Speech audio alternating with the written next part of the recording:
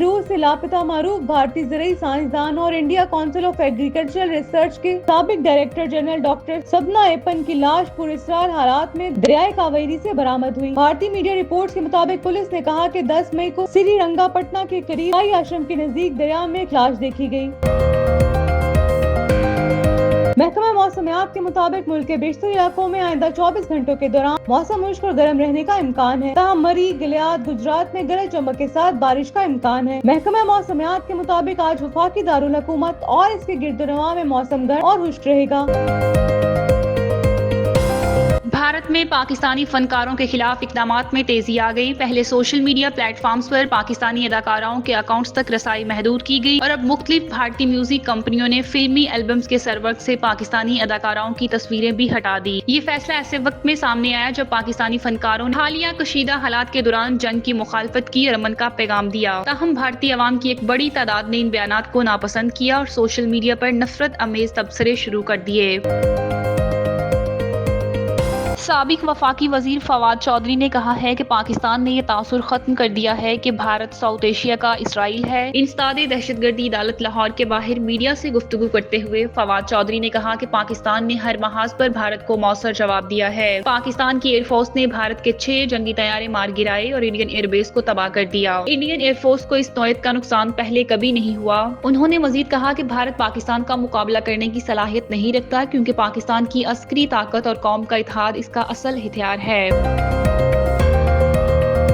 برطانوی حکومت نے امیگریشن نظام میں اہم اور سخت تبدیلیوں کا اعلان کر دیا، جس کا مقصد غیر ملکی لیبر پر انحصار کم کرنا اور ویزا سسٹم پر کنٹرول مزید سخت بنانا ہے۔ نئے وائٹ پیپر کے مطابق اب برطانیہ میں مستقل رہائش اور شہریت حاصل کرنے کے لیے کم از کم 10 سال کی قانونی موجودگی درکار ہوگی۔ کئی روز سے لاپتہ معروف بھارتی زرعی سائنسدان اور India council of agricultural research کے سابق ڈائریکٹر جنرل ڈاکٹر سبنا ایپن کی لاش پراسرار حالات میں دریائے کاویری سے برآمد ہوئی۔ بھارتی میڈیا رپورٹس کے مطابق پولیس نے کہا کہ 10 مئی کو سری رنگا پٹنہ کے قریب آئی آشرم کے نزدیک دریا میں ایک لاش دیکھی گئی، جس کے بعد حکام کو اطلاع دی گئی۔ ڈاکٹر ایپن جو اپنی اہلیہ کے ساتھ میسور میں مقیم تھے 7 مئی سے لاپتہ تھے۔ اتوار کی شام پولیس نے تصدیق کی کہ دریا سے برآمد ہونے والی لاش ڈاکٹر ایپن کی ہے۔ پولیس کا یہ بھی کہنا تھا کہ ان کا اسکوٹر دریا کے کنارے لاوارث حالت میں پایا گیا۔ پولیس نے ابتدائی طور پر موت کی وجوہات جاننے کے لیے تحقیقات شروع کر دی ہیں اور ایک مقدمہ بھی درج کر لیا گیا ہے۔ رپورٹ کے مطابق سری رنگا پٹنہ پولیس کا کہنا ہے کہ وہ ہر زاویے سے معاملے کی چھان بین کر رہی ہے تاکہ اس واقعے کے پیچھے کے حقائق کو بے نقاب کیا جا سکے۔ بھارتی میڈیا کے مطابق ڈاکٹر سبنا ایپن بھارت میں زرعی تحقیق کے میدان میں ایک بڑا نام تھے۔ ان کے خدمات کے اعتراف میں انہیں اعلیٰ سرکاری اعزاز سے بھی نوازا گیا تھا۔ ان کی موت نے سائنسی اور تعلیمی حلقوں میں گہرے صدمے کی لہر دہرا دی۔ محکمہ موسمیات کے مطابق ملک کے بیشتر علاقوں میں آئندہ 24 گھنٹوں کے دوران موسم خشک اور گرم رہنے کا امکان ہے، تاہم مری، گلیات، گجرات میں گرج چمک کے ساتھ بارش کا امکان ہے۔ محکمہ موسمیات کے مطابق آج وفاقی دارالحکومت اور اس کے گرد و نواح میں موسم گرم اور خشک رہے گا۔ اسی طرح پنجاب، سندھ اور بلوچستان میں بھی موسم گرم اور خشک رہنے کا امکان ہے۔ چترال، شانگلہ، دیر، سوات، مانسہرہ اور ایبٹ آباد میں بارش کی توقع ہے۔ اس کے علاوہ مری، گلیات اور گجرات میں بھی گرج چمک کے ساتھ بارش کا امکان ظاہر کیا گیا ہے، جبکہ گلگت بلتستان اور کشمیر کے کچھ علاقوں میں بھی بارش ہو سکتی ہے۔ گزشتہ روز نوشہرہ، سوات، مانسہرہ اور ایبٹ آباد میں بارش ہوئی۔ بالاکوٹ میں 11 ملی میٹر، سدھو شریف میں 7 ملی میٹر اور کاکول میں 1 ملی لیٹر بارش ریکارڈ کی گئی، جبکہ سب سے کم درجہ حرارت کالام میں 8 ڈگری سینٹی گریڈ، عالم جبہ اور دیر میں 11 ڈگری سینٹی گریڈ ریکارڈ کیا گیا۔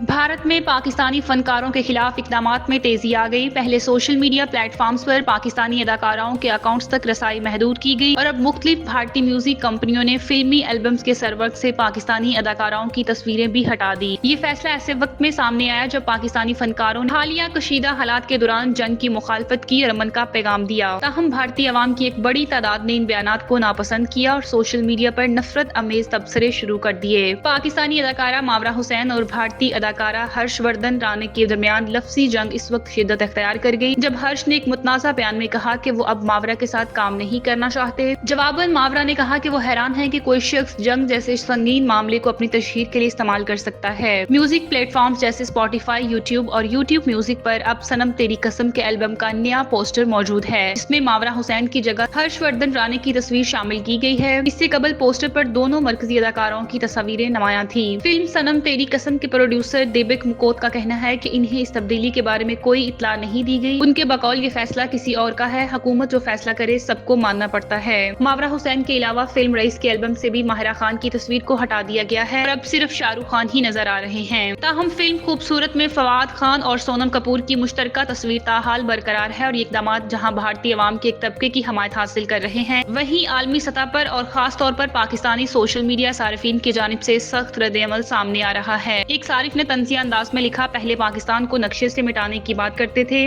اب فلموں سے ماورا کو ہٹا رہے ہیں۔ ایک اور نے کہا کہ ماورا اس اداکار سے کہیں بڑی سٹار ہے جسے کوئی جانتا بھی نہیں۔ ایک دلچسپ تبصرہ بھی سامنے آیا، چلو پوسٹر سے نکال دیا، فلم سے بھی نکال کر دکھا، سب ایسے وقت میں ہو رہا ہے جب صنم تیری قسم 2 پر کام جاری ہے اور ماورا کی واپسی پر بھی گفتگو ہو رہی ہے، تاہم موجودہ حالات میں ان کی شمولیت اب غیر یقینی ہو چکی ہے۔ سابق وفاقی وزیر فواد چودھری نے کہا ہے کہ پاکستان نے یہ تاثر ختم کر دیا ہے کہ بھارت ساؤتھ ایشیا کا اسرائیل ہے۔ انسداد دہشت گردی عدالت لاہور کے باہر میڈیا سے گفتگو کرتے ہوئے فواد چودھری نے کہا کہ پاکستان نے ہر محاذ پر بھارت کو مؤثر جواب دیا ہے۔ پاکستان کی ایئر فورس نے بھارت کے 6 جنگی طیارے مار گرائے اور انڈین ایئر بیس کو تباہ کر دیا۔ انڈین ایئر فورس کو اس نوعیت کا نقصان پہلے کبھی نہیں ہوا۔ انہوں نے مزید کہا کہ بھارت پاکستان کا مقابلہ کرنے کی صلاحیت نہیں رکھتا کیونکہ پاکستان کی عسکری طاقت اور قوم کا اتحاد اس کا اصل ہتھیار ہے۔ بھارت کے لوگ چین، سعودی عرب اور امریکہ سے رابطے میں تھے کہ جنگ بند کروائی جائے۔ فواد چودھری نے کہا کہ اصل جنون وہی ہوتا ہے جو عمل میں نظر آئے اور پاکستان نے دنیا کو دکھایا ہے کہ ہم اپنے دفاع میں کتنے سنجیدہ اور مضبوط ہیں۔ پوری قوم پاک فوج کے ساتھ کھڑی ہے اور پاکستان کے دفاع پر کوئی سمجھوتہ نہیں ہو سکتا۔ انہوں نے کہا کہ پاکستان کی ایئر فورس نے چند گھنٹوں میں بھارت کے 5 طیارے گرائے۔ بھارتی جارحیت کے جواب میں پاکستان نے 20 ایئر بیسز تباہ کی۔ انہوں نے کہا کہ نیوکلیر بہت بعد کی بات ہے، ٹریڈیشنل وار میں پاکستان نے بھارت کو دول چٹائی ہے۔ پاکستان کو جو کرنا چاہیے تھا وہ کیا۔ پوری قوم افواج پاکستان پاک فضائیہ کی شکر گزار ہے۔ دنیا میں تاثر پھیلا ہوا ہے کہ ہندوستان ساؤتھ ایشیا کا اسرائیل ہے۔ پاکستان نے یہ بھی تاثر ختم کیا کہ ہندوستان ساؤتھ ایشیا کا اسرائیل ہے۔ سابق وفاقی وزیر نے کہا کہ پاکستان طے کرتا ہے کہ ساؤتھ ایشیا کی پاور پولیٹکس کیسے ہونی ہے۔ انہوں نے کہا کہ افواج پاکستان کے جوانوں نے جان ہتھیلی پر رکھ کر ہندوستان کو دھول چٹائی ہے۔ افواج پاکستان نے ملک و قوم کا سر فخر سے بلند کر دیا ہے۔